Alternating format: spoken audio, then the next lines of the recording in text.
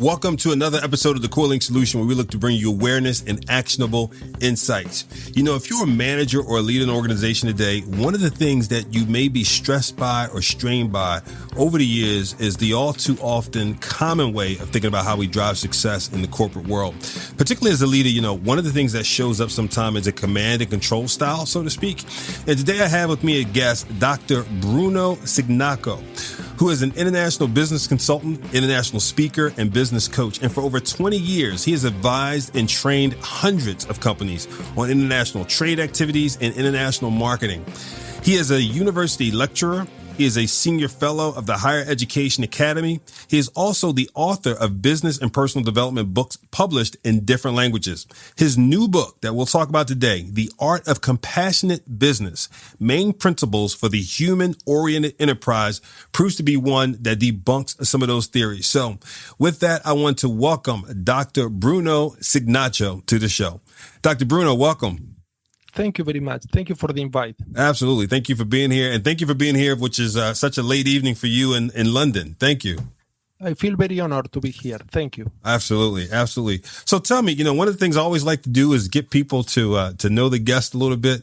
What is one fun fact you can share about yourself that people who know you best may not know about you? Yes. One fun fact is that I like, for example, some movies that are comical movies, and also, even I'm an adult person, I like in some cases with my child, I also see cartoons. So this is nice. I bring the child inside me. Ah, gotcha. Like cartoons, yeah. Keep you young. Keep me young, yes. And my child teach me a lot about creativity, playfulness, and these are principles also that I included in my book. So my son is a source of inspiration for me. So, you know, one of the things that I read about your book, you know, one, I love some of the principles and things you discuss in the book. We're kindred spirits because I totally believe in really investing in people first. But I have to ask, you know, first and foremost, what even led you to writing the book? What got you there? This is a very interesting question. This started many years ago. I read an article in a publication, Harvard Business Review, that was titled The Human Moment at Work. In this article, the author observed that there are a lot of misunderstanding in the work environment, especially because of technology that doesn't allow people to connect on an emotional and mental level. Technology in some cases separates people. So, and this author observed that there should be more human moments at work, moments where employee can connect much more deeply on a mental and emotional level, developing trust and cooperation bonds. This article wasn't a traditional article on business topics, and I was a bit intrigued because I taught at university and also advised companies on business topics for a long time, but it was always from the traditional perspective. For example, profit-oriented or looking for more productivity, higher quality levels. But I observed that this is not enough. This is a very limited view of business. Instead, during my research, I observed that there is a new generation of companies that are focusing on what we call the triple bottom line, focusing on profit, which are very important, focusing on people, caring for customers, suppliers, employee, community members, but also caring for the planet, caring for the environment. So this is what we call the triple bottom line. And there is a lot of research that back up the fact that companies that are more compassionate, they're also more profitable. Yeah. And, you know, the technology that the person talked about, was it some of the most recent technologies from a social media perspective, or, you know, what was the base of the technologies the person mentioned? The base of the technology could be any technological device. For example, even emailing. There is a lot of misunderstanding regarding, for example, emails, because you cannot show the emotions overtly. And we are emotional beings. I see in many workplaces, in many business environments, that people tend to suppress or repress their emotion. They cannot show themselves as they are. They cannot show themselves fully. They only show the part of their role, the part of their function, the business function or the work function. And this is a very limited view of individuals. We have to understand, and this is very important for the listeners, that business are always built on the human being. the building brick of any business activity is the human being. So if we do not care for the human being, that is the most important factor in any business activity, all the rest of the factors, for example, these key performance indicators such as profitability, productivity, efficiency, cannot be achieved. Why not? Because these indicators are always the natural result of the interaction between a company and its stakeholders. This means customers, suppliers, employee, community members. So when a company focuses on nurturing this relationship with the stakeholders, this means long-term, long-lasting relationship with this stakeholder, mutually profitable relationship with these stakeholders, these key performance indicators such as profitability, productivity, efficiency tend to be achieved naturally, organically. So this is very important. And technology, in some cases, separate people. In some cases, companies focus on developing a good website, but they don't have any helpline, a telephone number for customer to get in contact with a real person, not with an automatic response from the autoresponder, but with a real person where they can convey their doubts, they can clarify some points one-to-one. So it's important that companies are based mostly online. They have a platform that they have also, they bring some access for customers to get in contact with real people, because technology can separate people instead of getting them together. So this is very important.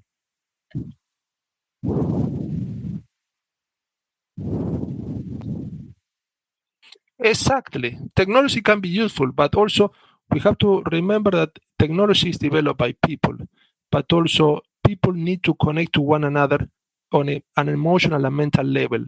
Many specialists call this the need for affinity. We need to belong to groups, we need to connect to people, we need to be validated by people. Our needs need to be validated and recognized and acknowledged by people.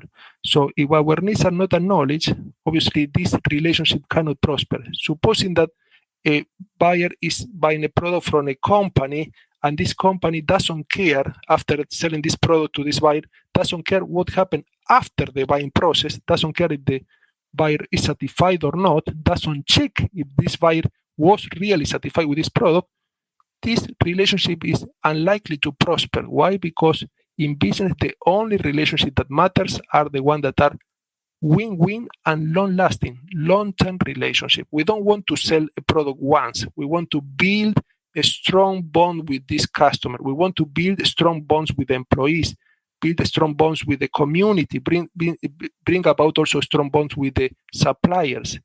And when we support each of these stakeholders, according to social psychology, there is a principle, the law of reciprocity. When we treat others in a supportive way, they tend to treat us in the same way in return, in a reciprocal way.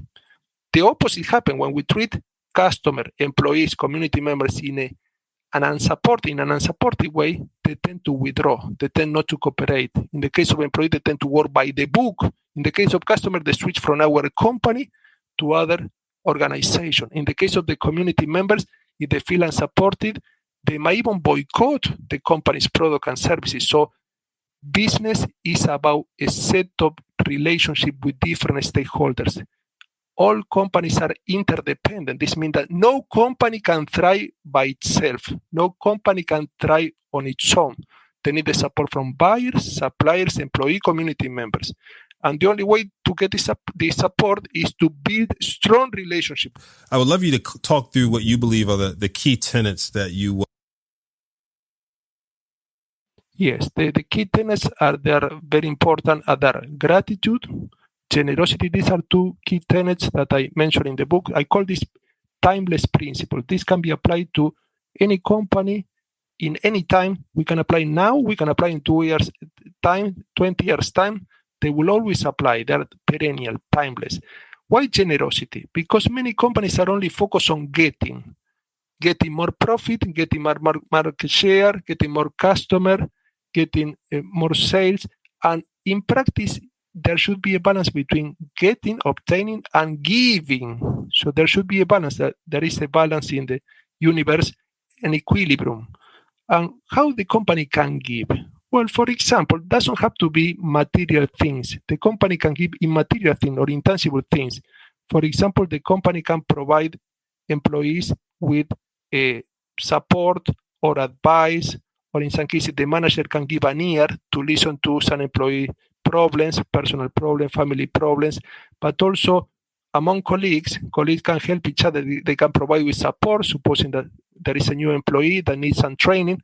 Well, a colleague can provide this employee with training or mentoring or helping them the first days when they are starting working.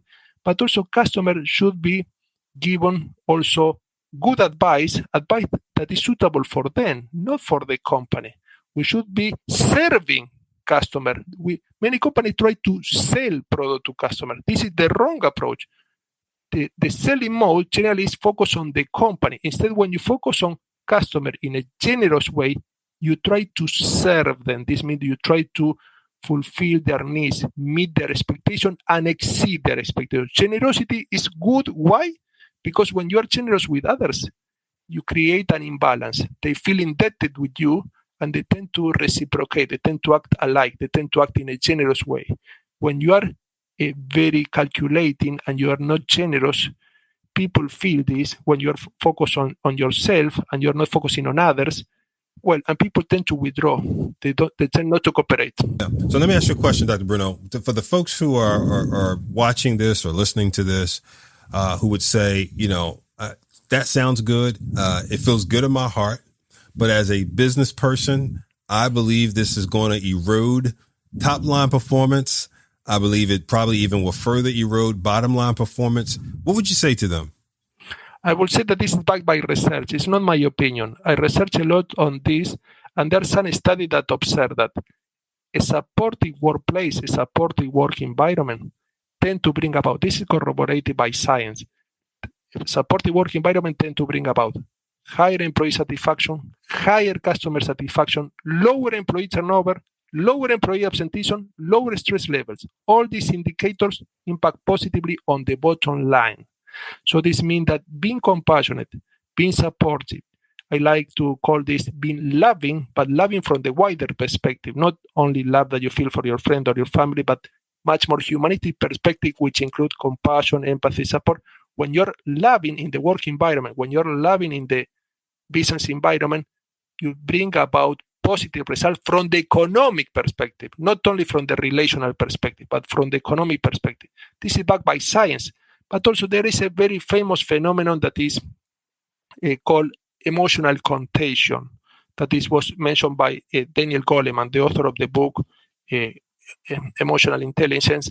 Emotional contagion implies that when you feel affection for others, when you support others emotionally, they tend to be infected with your positive emotions, and they tend to experience positive emotion and act accordingly and treat you in a similar way. This generates a positive environment, would make people much more cooperative, much more creative. When people feel supported, they tend to be more creative according to science, and more productive too. And they don't have to be forced to cooperate. They do this spontaneously. And you know that any business activity is a collective effort.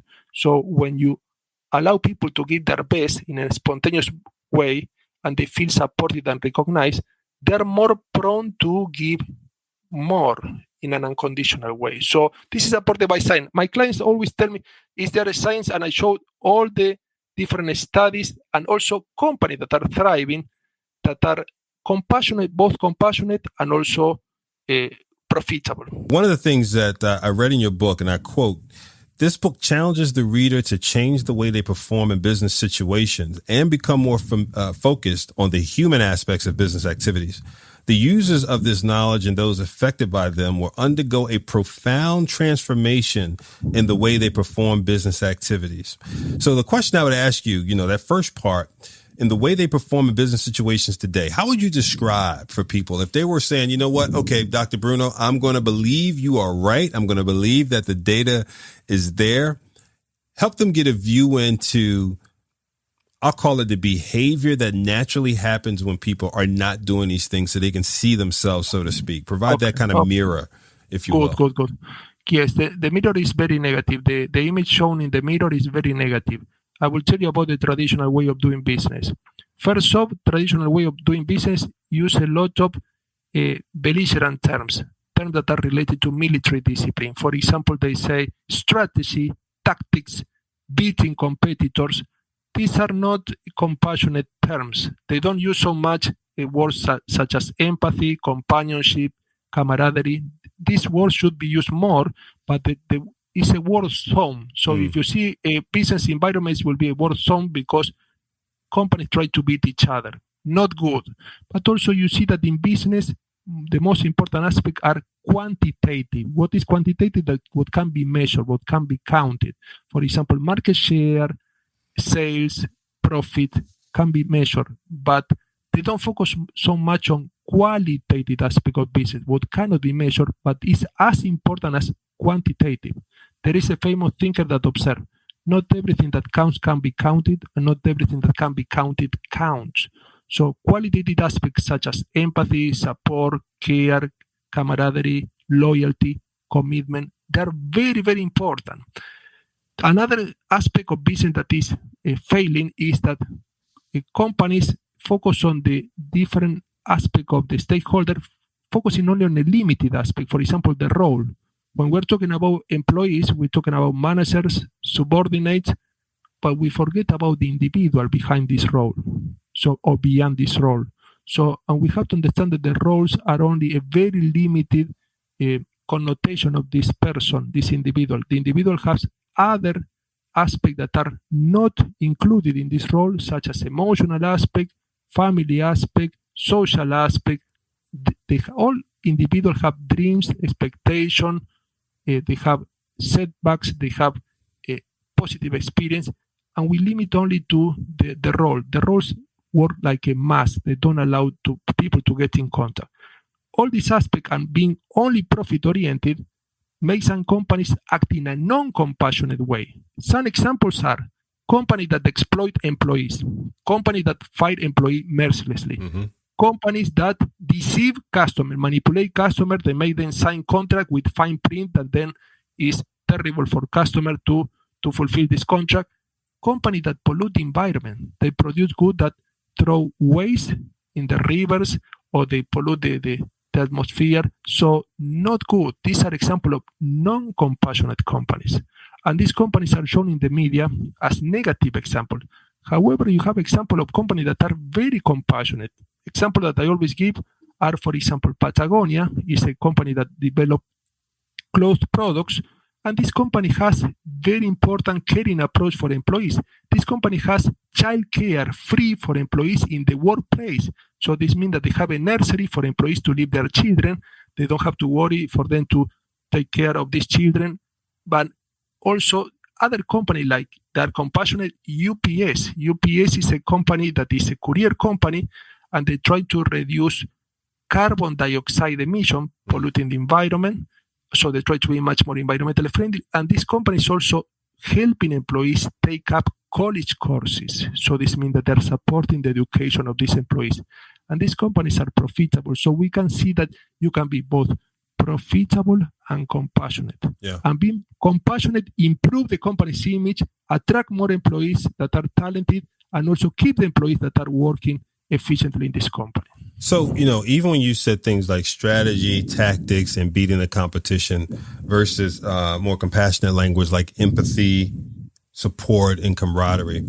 So I want to use a very basic example. So, a lot of times we'll have, most of us, right, offsites for leadership, strategic planning sessions, right? And then we cascade down the tactics and things like that. What would you offer as alternate language to a strategic planning session? What would you call it? Yes, I will call much more qualitative approach, because these things that are to be measured are important, but they create an imbalance. If you focus only on quantitative aspect and you don't focus on qualitative aspect, I don't say that they're wrong, but businesses focus excessively on this quantitative aspect. I see. Can be important, but there should be a balance between quantitative and qualitative. And qualitative is generally dismissed. Why? Because it cannot be measured. You can say camaraderie. Will the company measure camaraderie when there is camaraderie in the workplace? Difficult to measure, but it's very important because people have a spirit of camaraderie, companionship. They tend to be more productive. So qualitative aspects also impact positively on quantitative aspects. So we don't have to forget the other part, because if not tend to be too biased. I'm not against strategy, I'm not against tactics, but also the terms that we use, strategy. It sounds like you are going to the war zone. And you see that, no, it's true. But the idea is, when you go to war zone, one is beaten and one wins. And this is also what I call a scarcity mindset, because there are many cases that you can get prosperous partnership with other companies that before were your competitors, and you can do business together.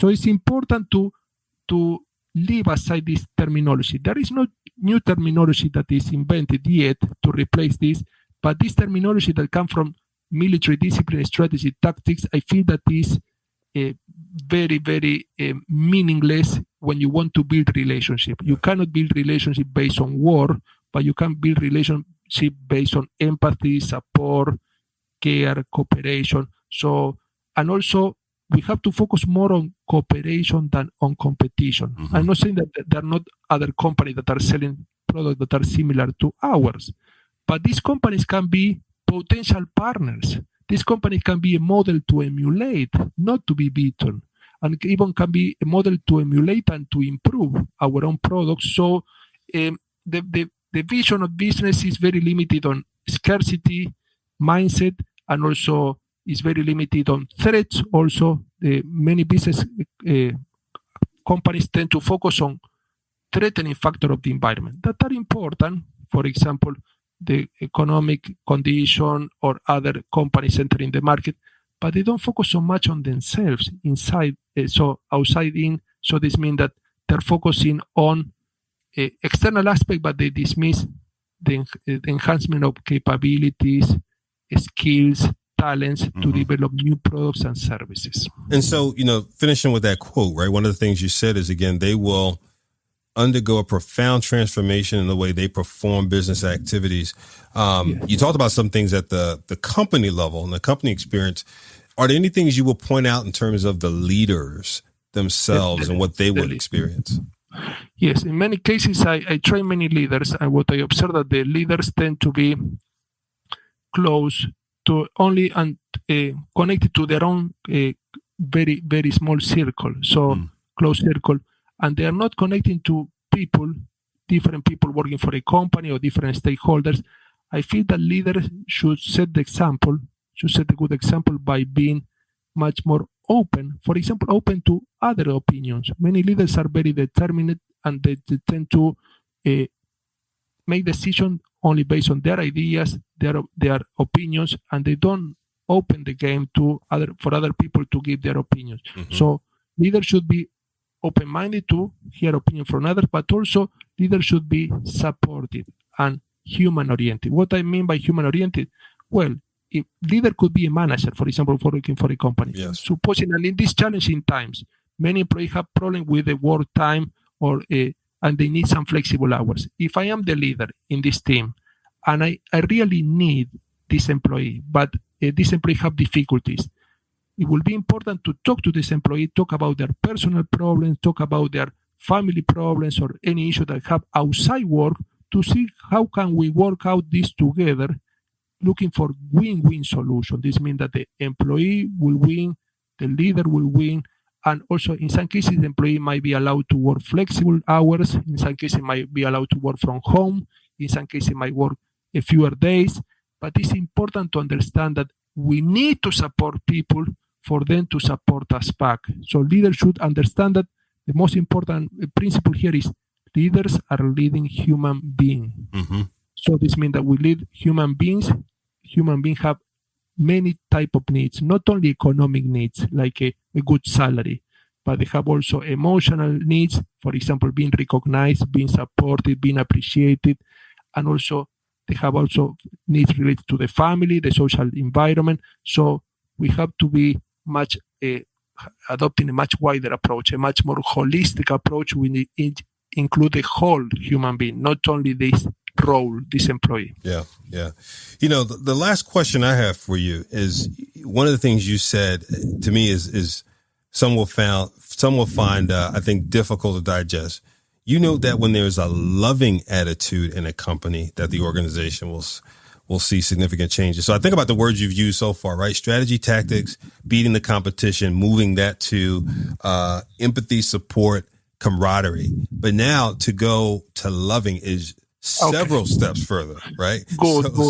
I know that when I talk about love and business, many leaders look at me like saying, what are you talking about? I can see that. I can think of some of the leaders I've worked with, and you say loving attitude in the company. Are very, very, very noticeably upset in some cases surprised, that's all. Sure. But I will say that love, we're not talking about love from a very narrow perspective. What is important, love, for example, that you feel for your family, your friends, your partner, this is the sentimental aspect of love. Here I'm talking about what the famous psychologists like Maslow or Erich Fromm observe, humanistic love. Mm-hmm. Humanistic love implies compassion, empathy, support, care, generosity, gratitude. And this can apply to business relationship and non-business one, because relationships are made up of human beings which have need.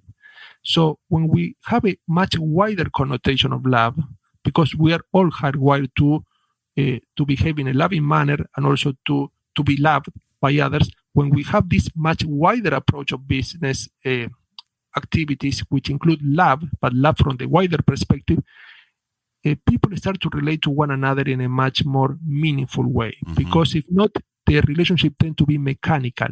You know what? In many business activity, what I observe that is one person is only related to other to get some goals achieved. So this means that this person will be a means to achieve an end. A transactional relationship. Transactional approach. Yeah. And this is not the right approach. Yeah. This person should be the end. I want to know this person more. I want to help this person. I want to serve this person. And by doing so, I'm not only benefiting this person, but I'm building a relationship, and this person is more prone to help me back. So you cannot force people into cooperation. Yeah. People will cooperate spontaneously when you help them, when you support them, when you understand them. Stephen Covey said, first understand, and then you will be understood. Well, this is very important. Absolutely. Because if you support them, they are more prone to give you back the same thing. Yeah, no, that's very good. You know, it reminds me of an exercise I would do sometimes where I would ask a person to put themselves in the middle of a square, so to speak, or a rectangle, and around themselves to see their manager and their skip level boss up top, their manager and their skip level manager, their mentor, their sponsors, and to the left or right, people they work with inside their department, to the right of them, people outside of their department, and then below them, people who are direct reports and so on and so forth. And to give themselves a grading on the relationship they have with those people. Give yourself a red if it's a purely transactional relationship, meaning you only talk to that person during the course of the day to move the widget down the conveyor belt. Give yourself an amber if you tend to talk maybe at lunch sometimes, right? Give yourself a green if you know the names of their children. You have ongoing conversations. I use the rug rule. You know the color of the carpet inside their home, etc. Right? And people usually do the chart, and then it's usually yellowish, reddish. And you go, there's no wrong answer per se, but think about the fact that means you haven't taken the time to cultivate those relationships, and think about what it could mean if you cultivated those relationships and your chart was mostly greenish with a little yellow, right? You really develop those relationships, because a lot of times people are looking for things to help remove barriers and go further. And a lot of times the answers are right around you, but you haven't developed the relationships and you haven't unpacked things. And to me, you see this most often when you have a facilitator come in and you work with teams, and a facilitator may ask a question, just like I asked you, what's a fun fact, right?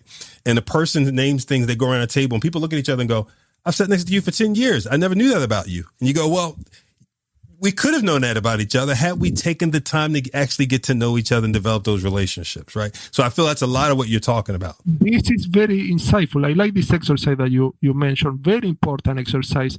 And I want to add to this, why people do not relate to on a personal level. Why? Because they are always busy. They're always beset by deadlines, multitasking, stressful work environments, and they do not have time to relate, to know each other on a personal level. So this is so important, because remember, and I agree with you completely, before the person came the human being. So you have a human being that is more important than the person, this employee, this role, this means that this role is a very limited view of the human being. So the human being is a holistic view, and the only way to cultivate relationship with different human beings in the work environment and in the business environment is to know their needs and to develop agreement that satisfy the needs of both parties. So this means this win-win agreement. So absolutely. I completely agree. And in some cases, the need could be beyond the business aspect, could be personal needs, could be family needs.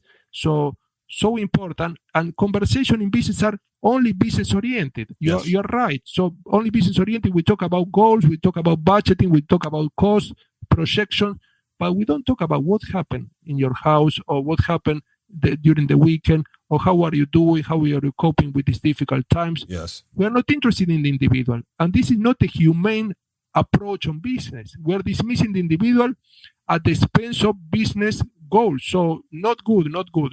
Yeah. But I agree completely. I like this exercise. That's good. Well, this is so good, Dr. Bruno. Thank you so much for taking the time.